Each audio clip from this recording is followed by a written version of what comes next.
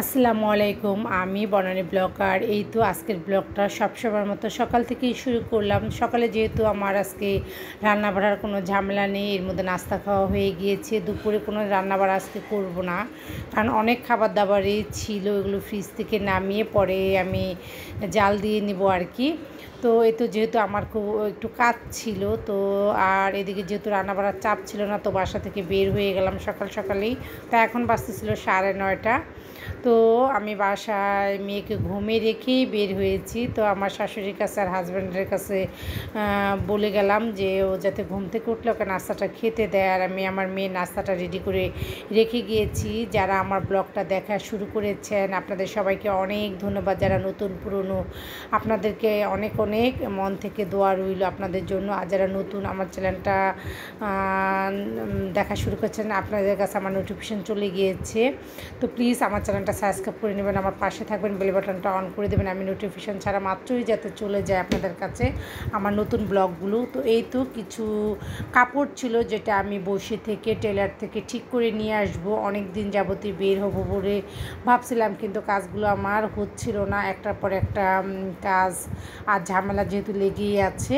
তো এই তো আমি সকালে যেহেতু বের হয়ে গিয়েছিলাম, ওয়েদারটা অনেক ঠান্ডা ছিল, ভোরবেলা থেকেই প্রচুর ঠান্ডা বাতাস ছিল, বেশ ভালো লাগছিল আজকের ওয়েদারটা আমার কাছে। তো যেহেতু প্রচুর গরম পড়েছে বেশ 2 দিন, একদম গরমের যেমন মনে হচ্ছে অতিষ্ঠ হয়ে গিয়েছি, আর ওয়েদারটাও যেহেতু ঠান্ডা হয়েছে এজন্য আমি ভাবলাম যে সকালের দিকে বের হই, কারণ দুপুরের পরে একটু গরম লাগে বেশি, রোদের তাপমাত্রা বেড়ে যায়, কিন্তু আকাশটা প্রচুর মেঘলা ছিল, আমার কাছে খুব ভালোই লাগছিল। যেহেতু আমি এই রাস্তাটা দিয়েই সবসময় আমার শ্বশুরবাড়ি মহল্লায় যাওয়া হয়, আর আমার খুব পরিচিত এই জায়গাটা, আমার কাছে খুবই ভালো লাগে এই লেকটা। যখন এই লেকের পাশ দিয়ে আমি যাই, এই জায়গার পরিবেশটা চোখে লেগে থাকার মতো, অনেক লোকজন মুরব্বীরা এখানে বসে থাকে, হাঁটাহাঁটি করে, আর এই জায়গার লেকটা যেহেতু অনেক বড়, তাই ভালো লাগাটা একটু বেশি কাজ করে। এখানে মসজিদ আছে, তো এই তো খুব সুন্দর একটা জায়গা ছিল যেখানে গেলেই মনটা অনেকটা ফ্রেশ হয়ে যায়, ভালো হয়ে যায়। আর আমি কিন্তু আজকে একা বাসা থেকে বের হয়েছি, মেয়েকে নিয়ে বের হইনি। তো এই তো আমার মেয়ে যেহেতু ঘুমিয়ে আছে, আর ওকে রেখে এই বাসা থেকে এসেছি। যখন আমি মহল্লায় ঢুকি তখন আমার কাছে অন্যরকম লাগে এই জায়গার পরিবেশগুলো।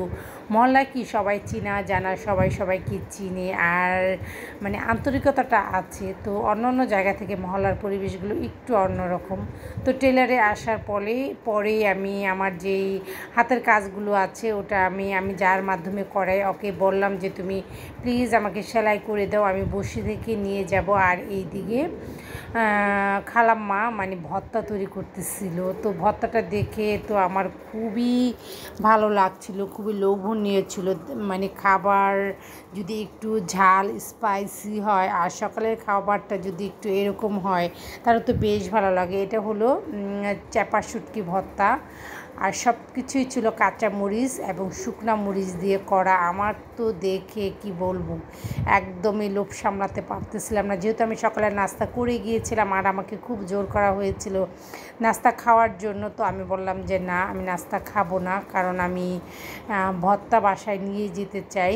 তো এই তো আমাকে বক্স দেওয়া হয়েছে আর ভর্তার বাটি দেওয়া হয়েছে, আমি এটা বক্সে বেড়ে নিচ্ছি যতটুকু খাবো। আর খুবই ভালো লাগছিল, মানে এটা হলো ভালোবাসা, মানে যেটাকে বলে যে মন থেকে যদি কেউ কাউকে ভালোবাসে তাহলে তার জন্য যদি কিছু করে, এটা আমার সত্যি খুবই ভালো লাগে। আর আমি যখনই এই রেশমাদের বাড়িতে যাই, টেলারের যে কাজগুলো ও করে, ওর আম্মু সবসময় আমাকে বউ বলে কথা বলে, আমার খুবই ভালো লাগে যে বউ এসেছে।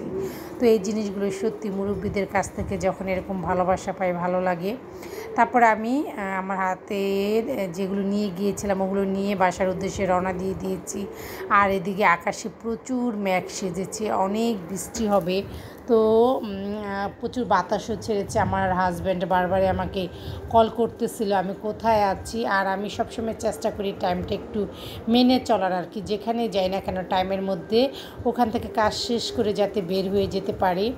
তো এই তো যেহেতু হালকা বৃষ্টির ছিটা পড়তেছিল, ফোঁটা ফোঁটা পড়তেছিল, আর এই ওয়েদারটা মানে এত ভালো লাগছিল, রাস্তার মুরব্বীরা রাস্তার লোকজন বলা বলি করতেছিল যে এরকম স্বস্তি নেমে আসবে বৃষ্টি হলে। তো এই তো একদম অন্ধকার হয়ে গিয়েছিল হঠাৎ করেই, সবাই লাইট জ্বালিয়ে গাড়ি চালাচ্ছিল। আর আমি যেহেতু একটা মার্কেটের ভিতর দিয়ে যাচ্ছি, তো এই তো সবাই হেডলাইটিং চালিয়ে গাড়ি চালাচ্ছিল, যেহেতু অনেকটাই অন্ধকার হয়ে গিয়েছিল আর প্রচুর বাতাস ছেড়েছে। তো আমি এই তো বাসার খুব কাছাকাছি চলে এসেছি। আর বাসায় এসে যখন মানে বাসার ভিতরে ঢুকে পড়েছি, তখন তো প্রচুর ঝড় তুফান ছেড়েছে। একদম আমাদের বাইরের যে স্পেসটা ছিল এটা অন্ধকার হয়ে গিয়েছিল, আর ঠান্ডা একটা বাতাস ছিল, যেটা খুবই ভালো লাগছিল। প্রচুর বৃষ্টি হয়েছে, এই বৃষ্টিতে অনেকটা ঠান্ডা নেমে এসেছে, স্বস্তি পেয়েছি, খুব ভালো লাগছিল। এরকম ওয়েদার সত্যি খুবই মানে ভালো লাগা কাজ করে এরকম ওয়েদারের মধ্যে। একদম মনে হচ্ছে সব কিছু শীতল হয়ে গিয়েছে। তো এই তো যেহেতু প্রচুর বৃষ্টি হয়েছে, আমার বারান্দায় প্রচুর পানি ঢুকে গিয়েছে, আর এর মধ্যে আমার হাজব্যান্ড ছাদে গোসল করতে চলে গিয়েছিল। মেয়ে প্রচুর কান্নাকাটি করতেছিল, তো আমি মেয়েকে শান্ত করে বারান্দার যে বৃষ্টির পানিটা একটু পাড়াচ্ছিলাম। এই তো এখানে। আল্লাহ হাফেজ, ভালো থাক।